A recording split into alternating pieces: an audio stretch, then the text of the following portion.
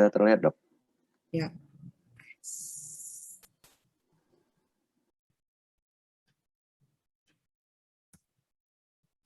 Ya, selamat pagi semuanya. Saya Dr. Lydia ya dari Departemen PA akan membawakan topik patologi infeksi paru untuk blok respiratori yang kedua ini. Jadi capaian pembelajaran itu setelah menyelesaikan kuliah, diharapkan mahasiswa dapat menjelaskan tentang kelainan-kelainan paru akibat infeksi yang sering ditemukan secara klinis ya.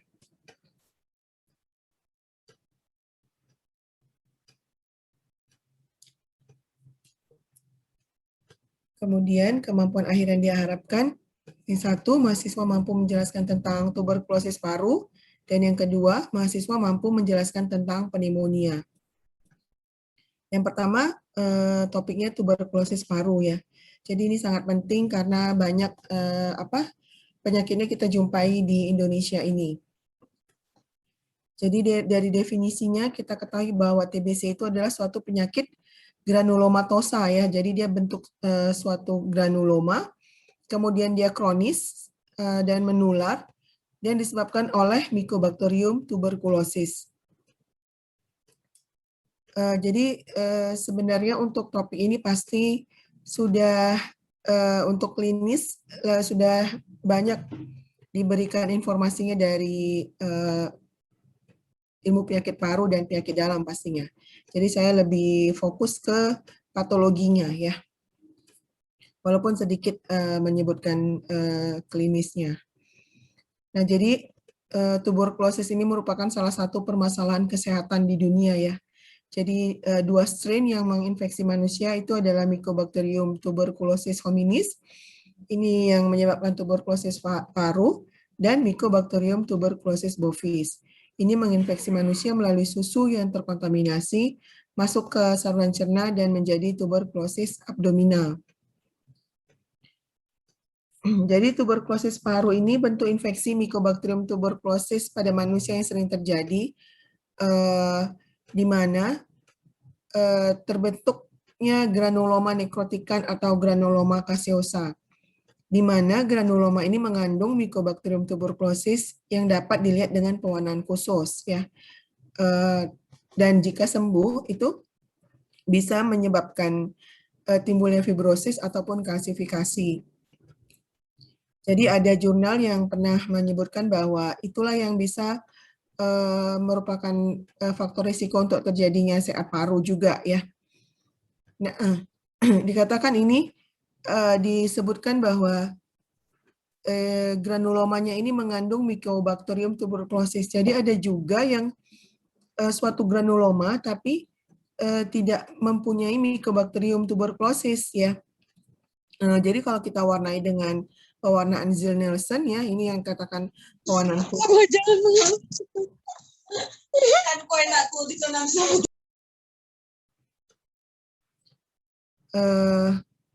jadi granuloma itu bisa tidak mengandung Mycobacterium tuberculosis ya.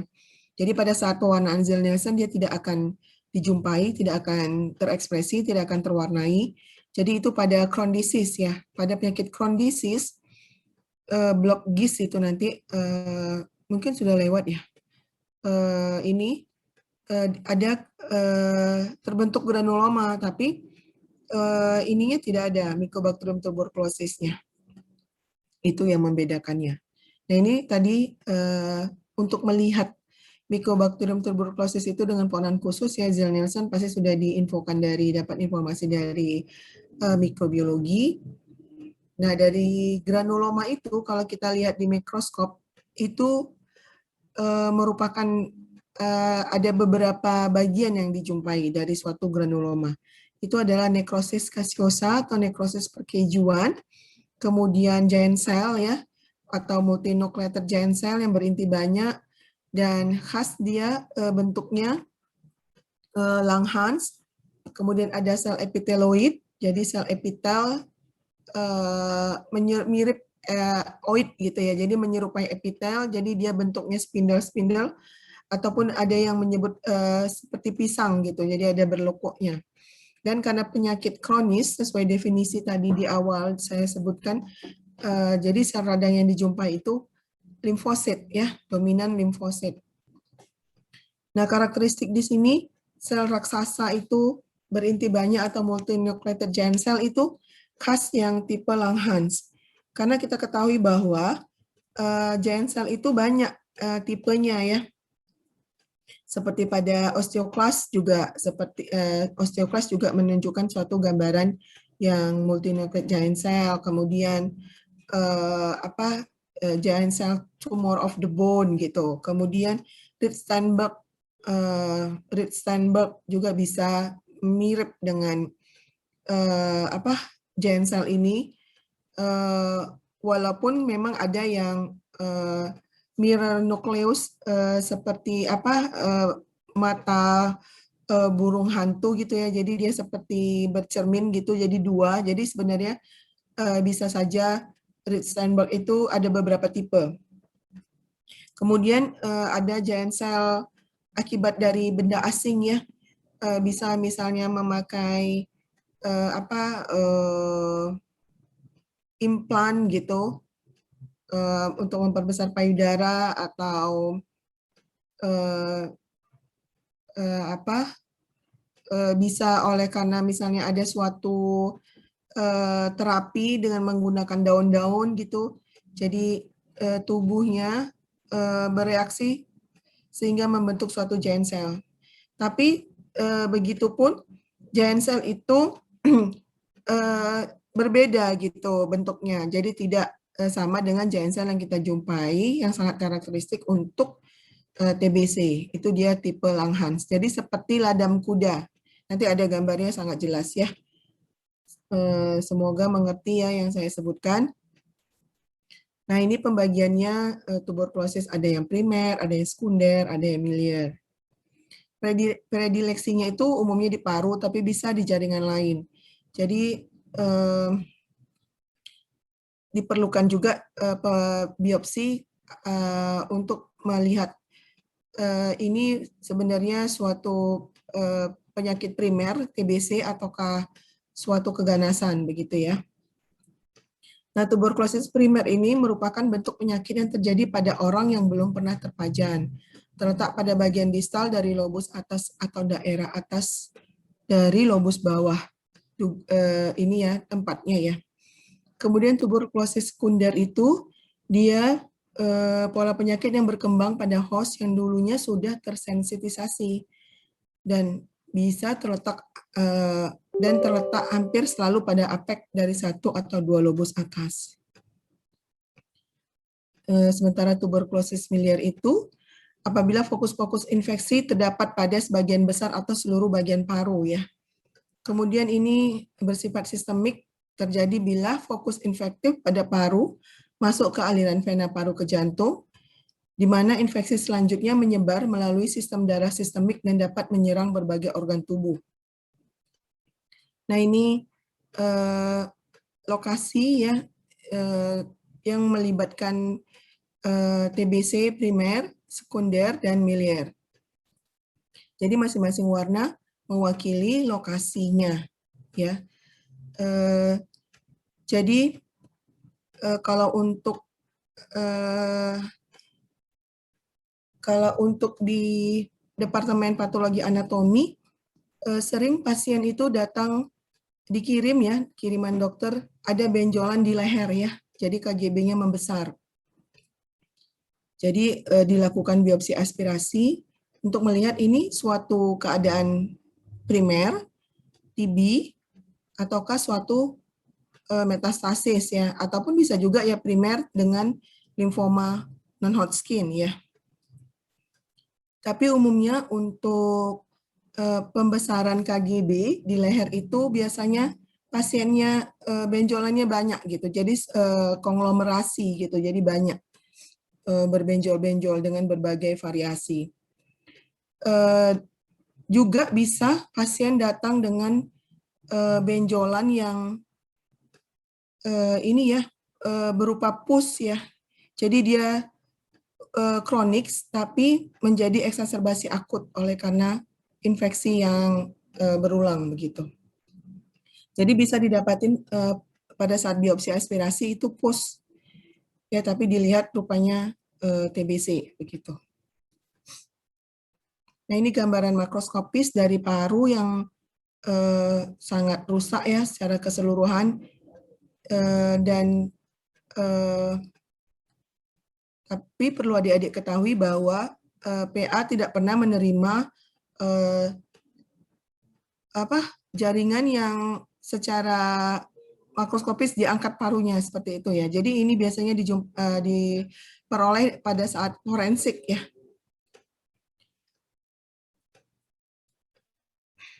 Kemudian ini juga ya, jadi ada warna abu-abu putih itu jaringannya itu ada nekrosis kejuan ya, dan ada kavitasi ya, jadi berongga-rongga. Nah, ini dia TB miliar pada limpa, jadi banyak massa caseosanya berwarna putih abu-abu. Jadi untuk TBC ini bisa mengenai seluruh jaringan. Jadi waktu pas saya lagi masa pendidikan pernah dilakukan pengangkatan payudara ya, dilakukan mastektomi klinis, menduga suatu CA, ternyata pada saat dilakukan pemeriksaan histopatologi itu suatu TBC ya. Jadi tapi disayangkan ini ya dilakukan mastektomi oleh klinisinya. Ya, jadi bisa saja ini hasilnya bukan CA, tapi ternyata TBC. Nah, jadi diagnosanya itu ditegakkan dengan pewarnaan histologi ya. Jadi dengan pewarnaan rutin, HE itu bisa mendiagnosis TBC. Kemudian bisa hapusan tadi yang untuk biopsi aspirasi ya, sitologi dan kultur BTA, bakteri tahan asam. Nah, secara histologi, dari pemeriksaan histologi itu dijumpai adanya granuloma yang terdiri dari sel epiteloid yang saya sebutkan tadi, yang dikelilingi oleh daerah fibroblast, limfosit, dan giant cell tipe Langhans. Dan ada nekrosis caseosa atau perkejuan. Dan biasanya dijumpai daerah sentral dari tuberkel tersebut. Nah, ini dia lesi granulomatosa itu terdiri atas ada nekrosis pada bagian sentral, kemudian ada epiteloid, ada makrofag epiteloid, kemudian sel Datia Langhans, dan ada limfosit. Nah, ini dia granulomanya, tuberkelnya. Yang ini massa nekrosis, yang ini dikelilingi oleh sel-sel radang limfosit. Nah, ini dia Langhans-nya, multinucleated giant cell-nya. Nah, ini dengan pembesaran besar, jadi ini sel Datia Langhans yang spesifik untuk TBC. Ini nekrosis, kemudian ini ada epiteloid, dan ini sel-sel radang limfosit.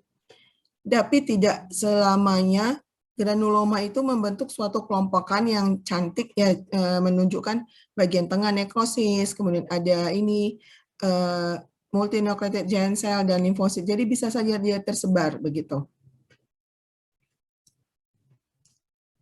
Ya, ini dari buku ya, dari buku PA karangan Rosa and Eckermann. Nah, ini juga, ini suatu granuloma yang cantik ya, yang sesuai dengan ini dari buku ya, sesuai dengan teori. Jadi ini nekrosisnya di tengah, kemudian ini ada multinucleated giant cell tipe Langhans, kemudian ada sel-sel epiteloid di sekitarnya, dan dikelilingi oleh sel radang limfosit yang bulat-bulat kecil ya, hitam atau basofilik. Nah, ini dari pemeriksaan PA, kebetulan dapat yang cantik seperti ini. Jadi ini dia granulom, ini nekrosis, ini multinucleated giant cell, dan ini sel limfositnya. Ya, ini sama ya.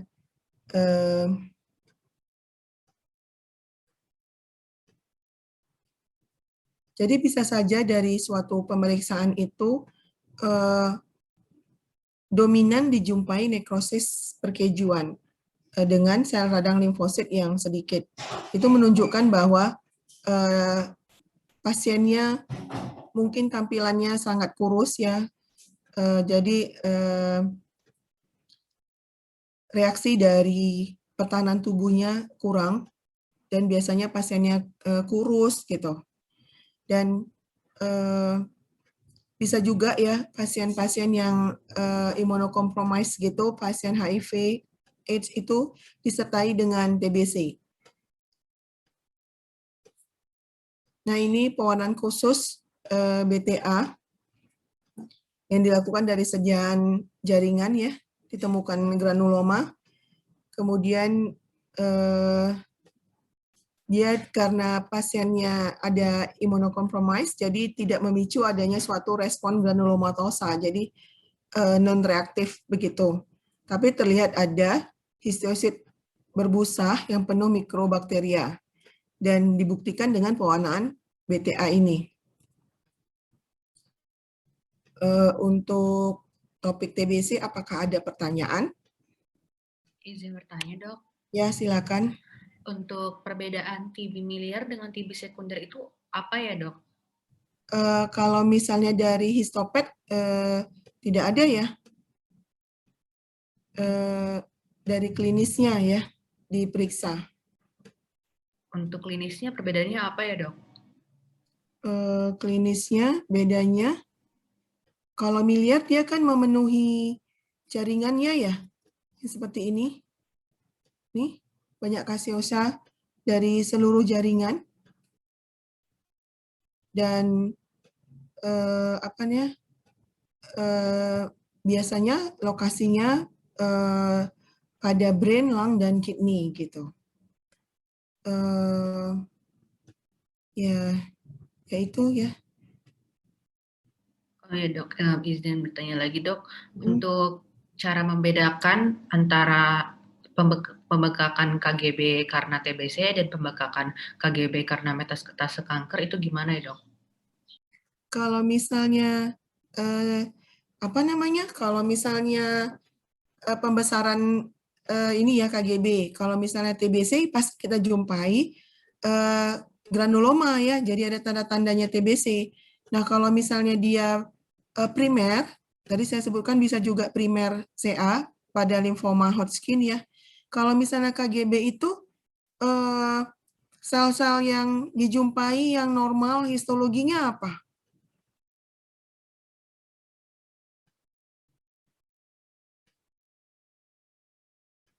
Gimana? Apa yang kita jumpai secara pemeriksaan normal? Tidak ada pembesarannya ya, Dok?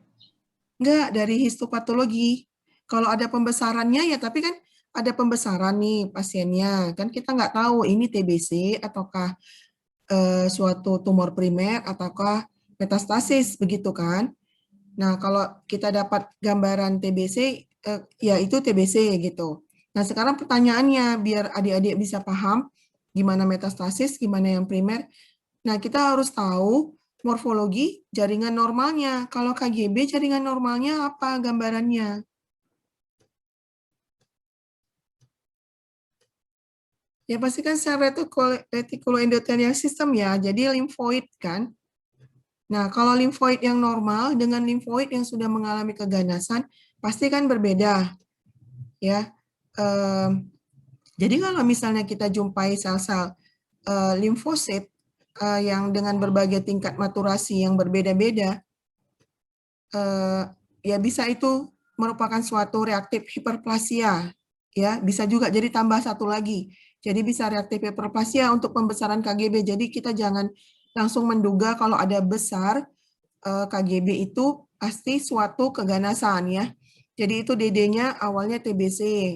Ya, tapi kalau misalnya TBC secara klinis kan tadi saya sebutkan dia konglomerasi ya, banyak.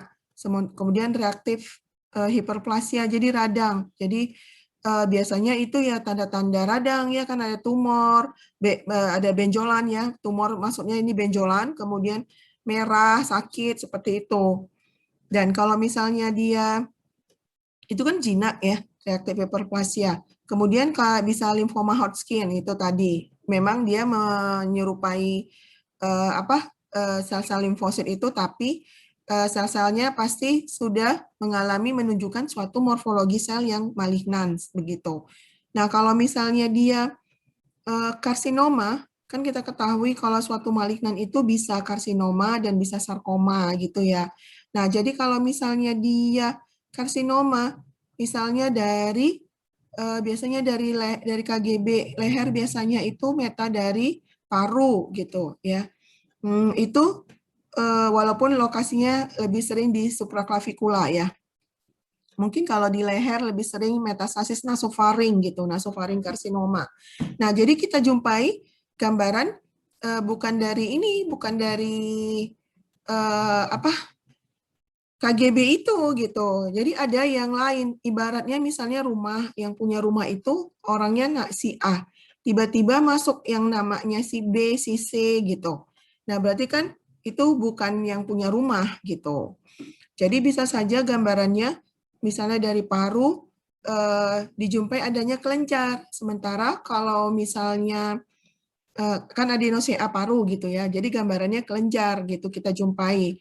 Kalau yang tadi saya sebutkan kalau histologi normalnya KGB itu kan ya sel-sel ini limfoid begitu. Jadi ini kita jumpai adanya gambaran kelenjar dengan morfologi sel yang NC ratio yang meningkat begitu. Jadi itu merupakan suatu metastasis atau suatu gambaran squamous cell carcinoma. Jadi ada epitel squamous dengan NC ratio yang meningkat. Begitu. Bisa dipahami? Baik, Dok. Bisa, Dok. Terima Ya, kasih banyak, Dok. ya, kasih. Jadi itu suka ditanya ya memang gimana membedakan antara benjolan ini di leher. Jadi kalau ada benjolan bukan berarti itu sudah suatu keganasan ya. Jadi makanya sangat diperlukan pemeriksaan PA karena bisa saja tadi saya sebutkan merupakan suatu reaksi radang, jadi reaktif hiperplasia. Jadi jangan langsung menyebutkan kalau sudah ada ini langsung N-nya langsung N1 gitu. Jadi udah metastasis ke KGB.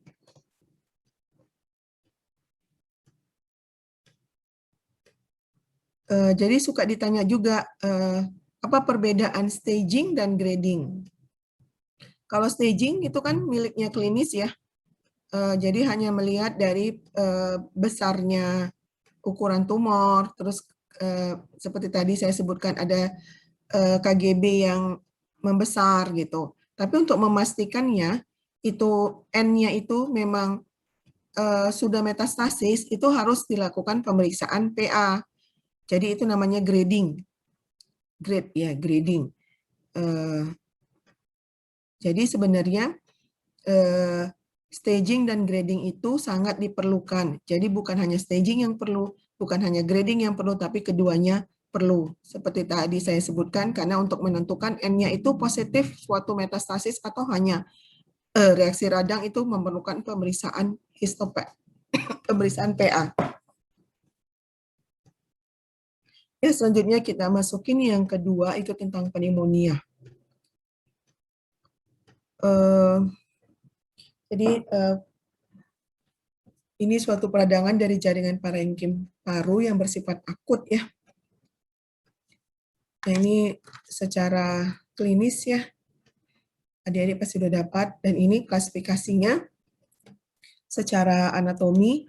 Jadi ada yang lobaris, bila peradangan terjadi pada satu lobus paru. Segmental itu melibatkan satu atau lebih segmen paru. Kemudian ada pneumonia lobularis, melibatkan satu lobulus atau beberapa lobulus. Ini tadi disebutkan di sebelumnya, bahwa infeksinya itu bisa oleh bakteri, virus, dan jamur. Ini dia alergi atau penyakit kolagen itu pulmonary eosinophil, rheumatic fever, rheumatoid disease, ya, dan selanjutnya kemudian ada inhalasi zat beracun dan aspirasi cairan. Jadi aspirasi cairan lambung, kemudian inhalasi zat atau gas klorida. Secara klinis, ada community acquired pneumonia, yang dimana pneumonia yang didapat di masyarakat, penyebabnya itu bakteri gram positif, itu Streptococcus, Mycoplasma, Haemophilus influenza, virus ya. Kemudian pneumonia nosokomial oleh karena dirawat lama ya, lebih dari 72 jam. Umumnya ini sering terjadi ya pada pasien-pasien yang inap lama di rumah sakit. Dan ini penyebabnya adalah bakteri gram negatif. Kemudian ada aspirasi pneumonia akibat aspirasi bahan kimia atau asam lambung, akibat reflux esofagus yang kurang baik. Kemudian karena adanya imunocompromised pneumonia akibat gangguan kekebalan tubuh yang sering dihubungkan dengan AIDS. Jadi patogenesisnya akibat interaksi dari host, pejamu, environment-nya, dan agent ya. Ini pasti sudah ini ya, sudah didapat dari paru. Jadi sebenarnya pertahanan tubuh kita itu sangat lengkap ya. Jadi ada pertahanan lapis pertama, mulai dari rongga hidung, memiliki bulu-bulu hidung, kemudian ada lapisan epitel, kemudian ada refleks batuk, dan sel sekretori. Jadi sebenarnya tubuh berusaha untuk melindungi terhadap benda-benda asing. Dan pertahanan yang spesifik itu pada lapis kedua itu adalah sel fagosit, limfosit T, limfosit B, dan sel komplement. Nah, ini nanti adik-adik bisa baca ya. Nah, secara patologi, jadi proses radang selalu dimulai dari hilus paru yang menjalar secara progresif ke perifer sampai seluruh lobus terkena. Jadi ada 4 tingkatan, itu ada tingkat kongesti, di mana lobus paru yang meradang tampak berwarna kemerah-merahan ya. Kemudian bengkak dan pada perabaan mengandung banyak cairan dan pada irisan keluar cairan kemerah-merahan. Pada tingkat ini kapiler melebar dan kongestif, di mana alveoli terisi oleh neutrofil dan makrofag. Pada tingkat hepatisasi merah, jadi di sini jumlah neutrofilnya bertambah, tampak pula sel-sel darah merah dalam alveoli. Kemudian eksudat berubah menjadi fibrin, dan pada pemeriksaan makroskopis, paru-paru tampak lebih padat sehingga menyerupai hati. Dan tingkat berikutnya itu tingkat hepatisasi kelabu. Di sini paru masih tetap kenyal seperti hati, hanya warna kemerah-merahan berubah menjadi kelabu. Kemudian eksudat masih tetap terlihat, bahkan dapat berubah menjadi nanah dan masuk ke pleura. Pada mikroskopis tampak sel-sel amorf ya. Di sini kuman sudah tidak dapat terdeteksi lagi dan makrofag lebih berperan dalam proses penyembuhan. Sementara tingkat selanjutnya itu penyembuhan total. Di sini paru-paru menjadi lunak, di mana eksudat yang melunak sebagian dibatukan keluar dan sebagian lagi mengalami resopsi. Pada saat ini seluruh bagian paru kembali kepada keadaan normal. Nah, ini secara skematik kalau ini pada lobar pneumonia. Jadi kalau kita ambil sedikit jaringan yang normal, ini gambarannya di mana dindingnya itu tipis ya. Jadi ini alveoli, rongga-rongga alveoli. Sementara pada alveoli pada pneumonia itu dijumpai adanya inflamasi ya, sel-sel radang pada alveoli gitu. Yang berisi cairan dan pus mengandung bakteri dan sel-sel darah merah. Nah, ini juga skematik, jadi ini yang normal. Nah, ini yang pneumonia. Jadi tampak pada dinding alveolinya itu menebal, dan pada rongga-rongganya itu berisi cairan dan darah, sel-sel darah. Seperti disebutkan tadi, infeksi dari paru itu bisa oleh jamur ya. Jadi ini nampak, ini dikatakan pada pasien yang mengalami immunocompromised. Jadi nampak ini ya, fungal organism gitu.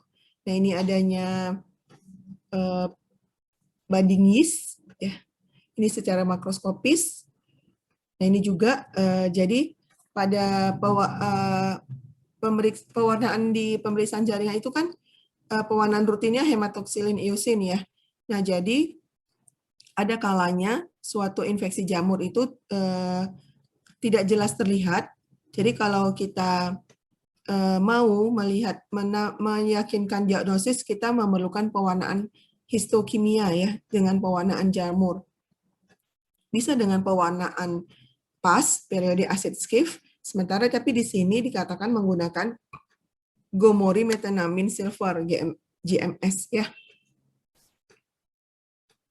Nah, ini dia Cryptococcus ya, sama aja nih. Jadi kalau misalnya pada bakteri pneumonia ya, jadi alveoli itu berisi eksudat yang rongganya itu terisi dari sel-sel neutrofil ya. Sementara kalau dia viral pneumonia itu karakteristiknya itu limfosit, infiltrasi dari sel limfosit. Kemudian eksudatnya tidak dijumpai, jadi tidak batuk yang produktif ya, non produktif, batuk yang tidak produktif, berbeda dengan pada bakterial pneumonia, jadi batuknya produktif. Sementara kalau yang viral pneumonia itu umumnya dia tidak batuknya tidak produktif karena tidak adanya eksudat. Jadi biasanya disebabkan oleh influenza ya, virus influenza yang tipe A, B, para influenza virus, adenovirus, dan respiratory syncytial virus. Jadi biasanya sih bisa pada anak-anak ya, dan bisa juga dijumpai kalau pada respiratory syncytial virus itu dijumpai pneumonia, dijumpai giant cell juga ya, tapi giant cell, jadi bukan yang Langhans. Jadi dijumpai multinucleated giant cell, tapi bukan Langhans. Jadi selnya tersebar, sel-sel yang intinya yang banyak. Multinucleated itu kan sel dengan berinti banyak ya. Sampai sini ada yang mau ditanya untuk pneumonia? Tadi pertanyaan, siapa tadi yang nanya ya? Membedakan miliar dan sekunder. Saya, Dok. Anissa, Siapa Dok. Siapa? Anissa Aisyah, Dok. Anissa. Jadi kalau misalnya saya tertarik jadinya. Jadi kalau misalnya dari PA, tidak ada membedakan antara miliar dan sekunder ya gambarannya. Untuk gambaran PA maksud saya. Jadi mungkin itu secara klinis ya. Tapi kayak gitu pun coba saya baca kembali karena belum pernah secara khusus saya mencari beda histopatologi yang tipe miliar dan sekunder itu. Karena selama ini yang dipelajari, yang dibaca ya, di buku-buku hanya menyebutkan mendiagnosis secara histopet saja untuk TBC itu. Ya.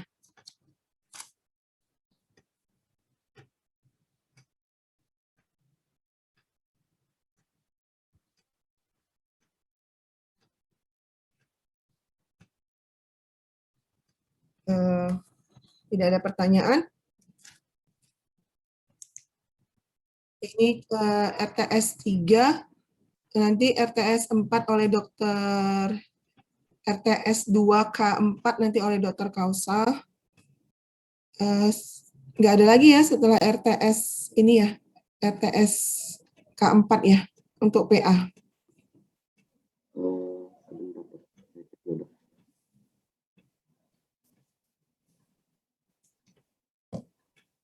Ya, ada pertanyaan? Komtingnya siapa ya, Dik? Saya Dok Hafiz, Dok.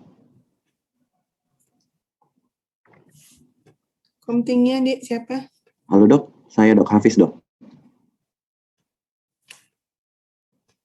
Halo Dok. Komting? Halo Dok. Saya dok.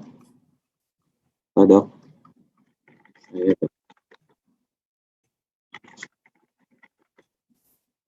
Apakah suara saya terdengar tidak dok? terdengar. Suara saya tidak terdengar. Terdengar dok. Terdengar dok. Terdengar dok. Terdengar dok. Ya, baik. Jadi tidak ada pertanyaan. Apakah perlu foto untuk pelaporan? Boleh dok.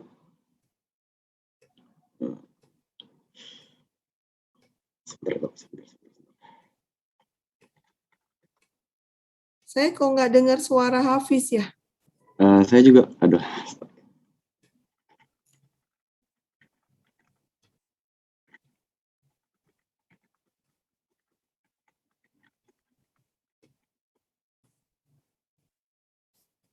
Ya, Hafiz sudah ambil foto.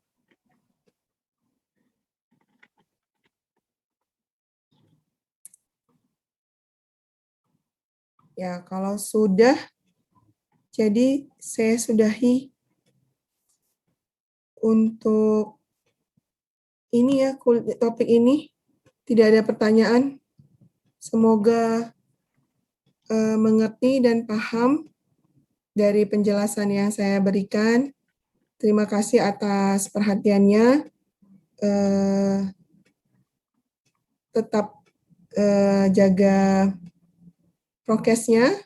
Jangan lupa, hati-hati semuanya. Semoga kita sehat-sehat.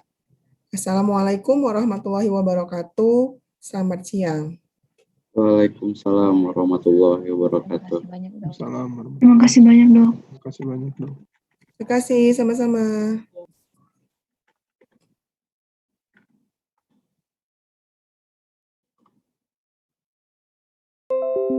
Apakah suara kedengaran guys?